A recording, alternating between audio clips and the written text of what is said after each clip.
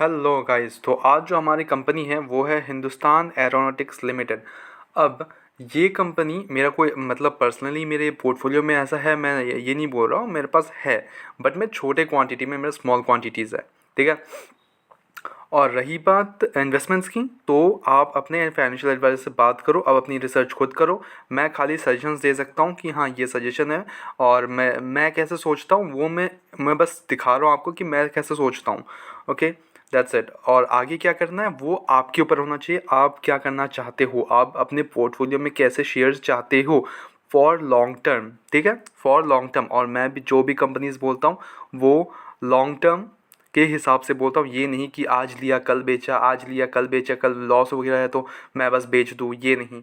Long term मतलब long term, आज से 5 to 6 years 10 years, बस लॉन्ग टर्म देखना चाहिए हमेशा। नाउ कंपनी क्या करती है हिंदुस्तान एरोनॉटिक्स लिमिटेड। हम कुछ कुछ कंपनीज उठाएंगे। ठीक है, अभी ऐसा नहीं है कि मैंने ये कंपनी उठा ली तो बस इसी में इन्वेस्ट करना है। ओके। अब ये आपको कौन सी कंपनीज में मेरा रिसर्च चाहिए या मैं कैसे सोचता हूँ, अगर आपको चाहिए उस बारे में तो कमेंट कर दो कौन सी कंपनी, मैं उस पर श्योरली वीडियो ले आऊँगा। मैं डेली एक एक या फिर दो दो कंपनीज़ के ऊपर रिसर्च करके थोड़ा सा मैं डालने की कोशिश करूँगा आपको, या फिर वीडियोस डालने की कोशिश करूँगा। मार्केट के बारे में समझेंगे इसको। ठीक है, और इसको कैसे रिएक्ट कर सकता है या फिर इन फ्यूचर क्या हो सकता है इसका, और ये कहाँ तक जा सकता है शेयर। ठीक है। नाउ अब मैं इसमें ज़्यादा इन्वेस्टेड क्यों नहीं हूँ, मैं इन्वेस्टमेंट हूँ, बट मैं क्वांटिटीज़ कम है। ऐसा नहीं है कि मैंने बहुत ज़्यादा इन्वेस्टमेंट्स हो, नहीं, मैं स्मॉल स्मॉल क्वांटिटीज़ है। और रही बात क्या करती है क्या नहीं करती है, बात करते हैं इस पर। ये मेनली मैन्युफैक्चर करती है एयरक्राफ्ट, हेलीकॉप्टर्स, रिपेयर मेंटेनेंस करती है एयरक्राफ्ट के, हेलीकॉप्टर्स के। ठीक है, यही इसका मेन बिजनेस है, फंडा है, बिजनेस सब कुछ है, यही है। Okay, now let's go to the market cap देखते हैं। देखो एक पॉइंट जो है मार्केट कैप, देखो मार्केट कैप इसका 2,25,000 करोड़ है। ठीक है, 2 लाख से ज़्यादा ही, तो ये लार्ज कैप में आ गया एक तो। ठीक है, अब यहाँ से कितना ग्रो कर सकता है आपका पैसा, कितना तक ग्रो कर सकता है, अब इस पर डिपेंड करता है ये कितना आपको प्रोजेक्ट्स मिलेंगे। श्योरली हर एक कंपनी ही ग्रो करेगी इन द नियर फ्यूचर। ठीक है, ऐसा नहीं है कि ये कंपनी डूब जाएगी, नहीं होता ऐसा। ठीक है, अगर पोर्टफोलियो में है आपके, अगर वो क्वार्टरली रिजल्ट अच्छा कर रहा है तब रखो उसको। ठीक है, रखो, जल्दीबाजी में बेचो मत यार। ठीक है, कि आज लॉस हो रहा है तो हम बेच दे, नहीं, अभी ये एक्यूमुलेशन का टाइम है। ठीक है, और मैंने और एक वीडियो डाला है कि कल का मार्केट कैसा रह सकता है और आज का मार्केट क्या था, क्यों थोड़ा सा वो मूवमेंट्स दिखाएं कि उसने या फिर कल का क्या रह सकता है, मैंने वीडियो डाली है तो वो भी चेकआउट कर लेना। Now let's talk about this company. तो ये जो करती है मैंने बता दिया आपको। ठीक है, अब स्टॉक का पी देखो आप, 26 का है। अब देखो इंडस्ट्री पी देखो 68.4, अंडर वैल्यूड शेयर है। ठीक है, अंडर वैल्यूड हो चुका है शेयर, तो अब यहाँ से ये ग्रो करने का काफ़ी चांसेस है। ठीक है, पेट्रोस्को स्कोर 9 है, 9 ही हाईएस्ट है, आई थिंक, या 9 ही हाईएस्ट है। अब अगर डेप्थ देखे, डेप्थ देखो, मेन रीज़न मैंने क्यों उठाया कंपनी को, यही इसी रीजंस के कारण। हमेशा ये कंपनीज़ को आप जब भी एनालाइज करो किसी भी कंपनी को, यही चीज़ें देखो, पी रेशियो देखो। अगर वो पी रेशियो थोड़ा सा ओवर वैल्यूड भी है तो कोई बात नहीं, मे बी उसका फ्यूचरिस्टिक सेक्टर शेयर हो, फ्यूचरिस्टिक सेक्टर हो, उस हिसाब से भी हो सकता है। डिविडेंड यील्ड देखो 1.04 का है। आप उसका आर ओ ई देखो 28.9, आर ओ सी इसका 38.9 है, कितना अच्छा है। ओके, डेप्ट टू इक्विटी देखो जीरो, जीरो लिटरली, जो भी इसका प्रॉफिट आता है डेप्ट में कुछ जाता ही नहीं है, बस प्रॉफिट प्रॉफिट। ठीक है, समझ रहे हो बात को। पी जी रेशियो देखो 0.98, परफेक्ट। 1 से नीचे होना तो अच्छा है, अगर 1 से थोड़ा सा ऊपर है तो कोई बात नहीं, बट 1 से नीचे मैं प्रेफर करता हूँ हमेशा।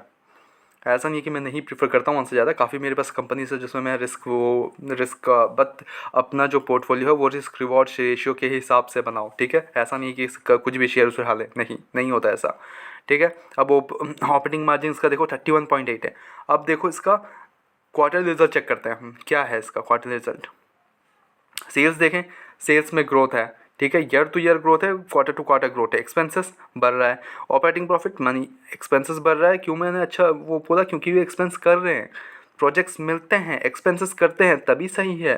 इसका ऑर्डर बुक भी काफ़ी बड़ा है। ठीक है, ऑपरेटिंग प्रॉफिट देखो आप, इसका ग्रोथ है, year to year growth, sector to year, sector बोल रहा हूँ सॉरी यार, quarter to quarter growth, operating margin growth, operating percentage देखें तो थोड़ा सा लेस तो है, थोड़ा कम है 24% पिछले क्वार्टर से, क्वार्टर टू क्वार्टर वो क्वार्टरली गिर गया है। अगर हम प्रॉफिट बिफोर टैक्स देखें तो ग्रोथ है, आप प्रॉफिट आफ्टर टैक्स देखें, अच्छा इसमें टैक्स इस बार बहुत भरा है यार, 30% का टैक्स डाल दिया है। नेट प्रॉफिट थोड़ा सा कम हुआ है, कोई बात नहीं, नेक्स्ट क्वार्टर अच्छा कर लेगा, ऐसा नहीं है कि ये कंपनी से वो हो जाएगी, ऐसा कुछ नहीं होता, ठीक है।